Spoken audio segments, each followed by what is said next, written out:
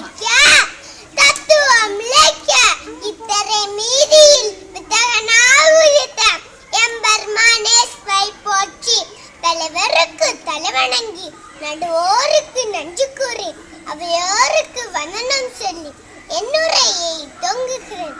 எனக்கு இங்கு பேசும்படியாக கொடுக்கப்பட்ட தலைப்பு அடிப்பெண்ணி மடியான் சாமுவேல் 3ஆம் அதிகாரம் 1 முதல் 10 வரை ஆதாரமைத்து சில முத்துக்களை உங்கள் முன்னாய் தூக்க விழுகிறேன்.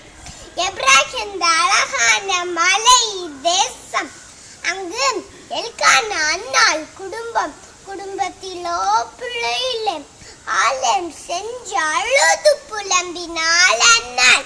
ஒரு அழகான ஆண் குழந்தையை பெற்றுக்கொண்டு அவனுக்கு சாமுவேல் என்று பெயர் சூட்டினான். பின்பு சிறுவன் சாமுவேலை சீலோவின் ஆலயத்திலே கொண்டு விட்டாள்.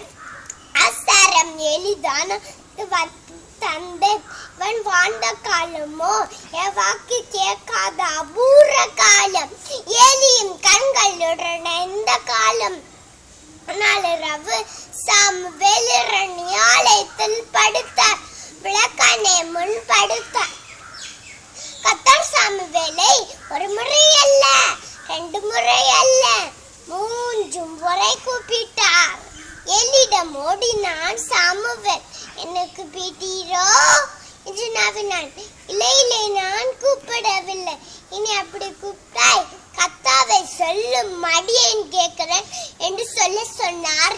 ஏலி கர்த்தர் முன்போல வந்து நின்று சாமுவேலே சாமுவேலே என்று கூப்பிட்டார். சாமுவேலுடனே கர்த்தாவை சொல்லும் மடியேன் கேட்கிறேன் என்றார். ஆண்டவர் கடிபணிந்தார்.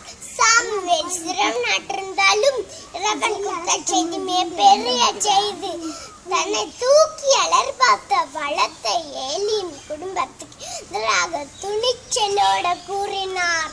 நீ பெரிய ஆன்மீக தலைவனானா நாமும் சாமுவேலை போல ஆலயத்தில் வார்த்தை கேட்டு உறுதிப்படுத்துவோம் என்று கூறி வாய்ப்புக்கு நன்றி.